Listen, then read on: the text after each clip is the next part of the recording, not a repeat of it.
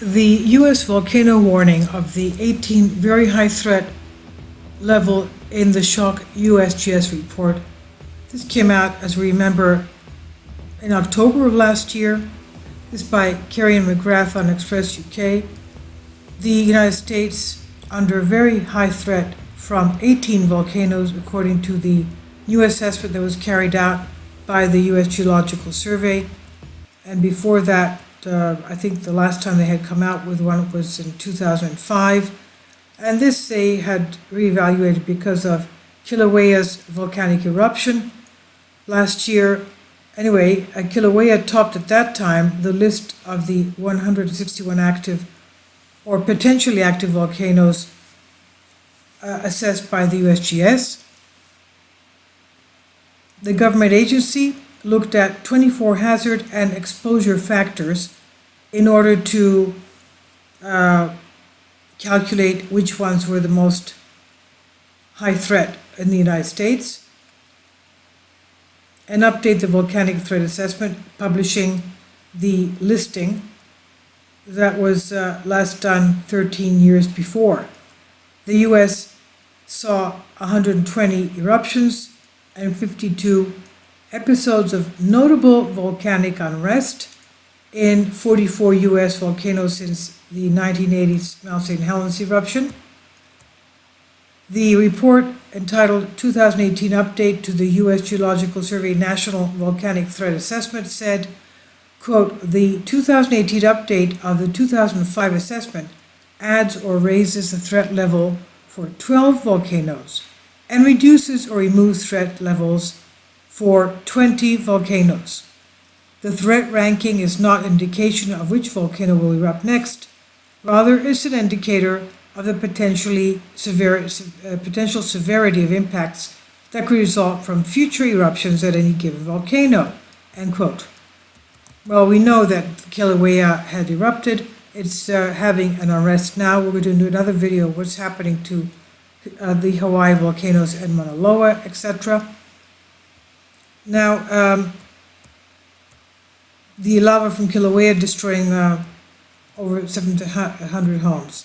Now, the second after Kilauea on the list was Mount St. Helens in Washington State. We see unrest there now. We even had the 4.6 magnitude Seattle quake, followed by 3.5 2 minutes later, an aftershock. And from the last time I saw the area there, it's got 15 quakes today and 1,801 in the Ridgecrest Coso volcanic field area, where we had the 7.1 magnitude on Friday, July 5th. And we've had 3 in the Yellowstone area. So we have unrest there, definitely, around Mount St. Helens. Now, Mount St. Helens erupted, as we know, with that 1980 eruption, releasing more than 1.5 million metric tons of sulfur dioxide in the atmosphere. The third place in the area is Mount Rainier, also near Seattle in Washington, with a score of 203 in an aviation level of 37. Officially, Mount Rainier, which is also the highest mountain in the Cascade Range, which runs up the Pacific Northwest, is dormant. The last official eruption occurred in 1854. But it's also listed by the International Association of Volcanology and Chemistry of the Earth's interior as a decade volcano, one of the 16 around the world identifies being worthy of particular study because of its destructive eruptions and proximity to populated areas.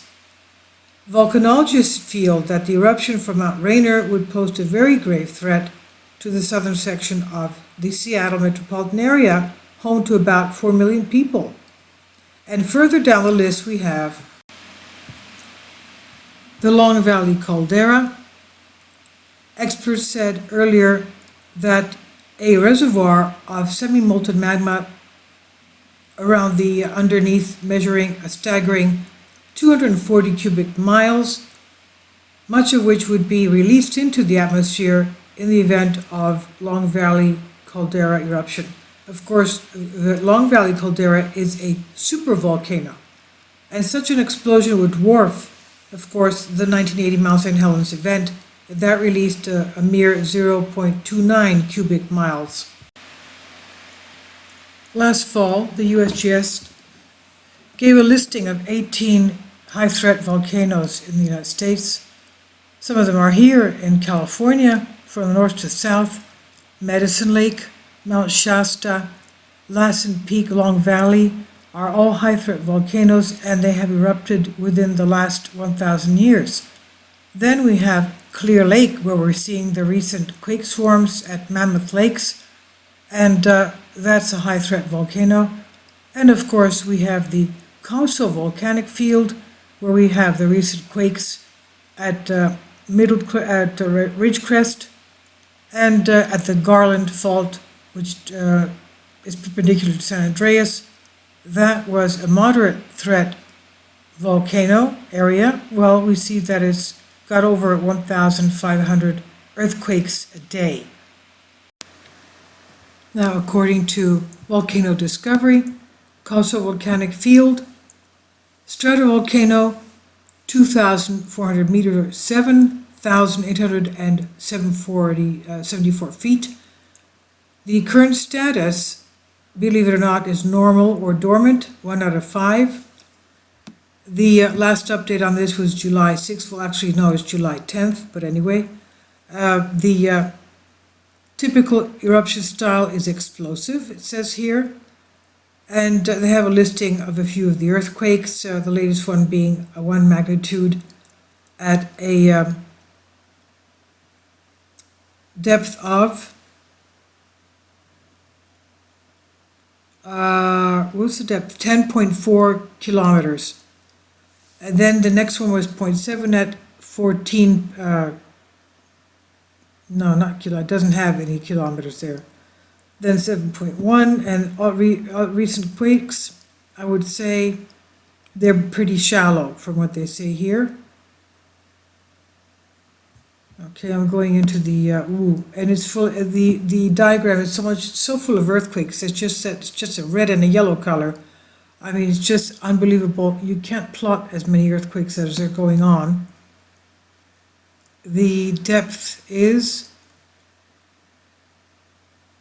I can't see what the depth is. Okay, here they are. Okay, they're pretty shallow. Basically, they're very shallow.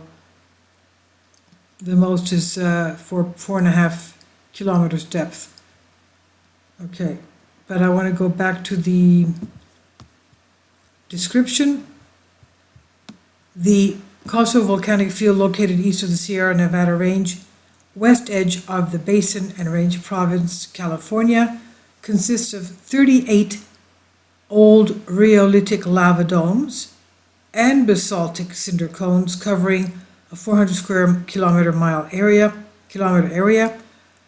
The volcano is located 200 kilometers north of Los Angeles, California.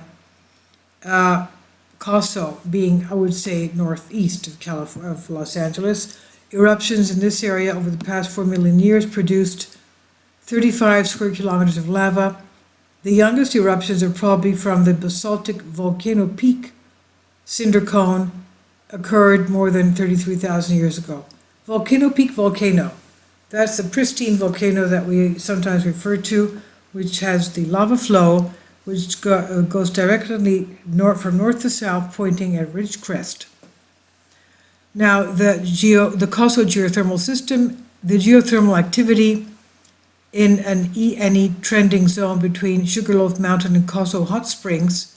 The Coso Hot Springs have fumaroles and intermittently active geysers as well. Fumaroles at Devil's Kitchen and the adjacent Nicole area are located in an explosion crater surrounding a rhyolite lava dome. The background, the latest dated eruption formed the Volcano Peak basaltic cinder cone and lava flow, and was potassium argon dated at 39,000 to about 33,000 years ago. but the youngest lava dome may be even younger than 11,000 years ago, according to source GVP.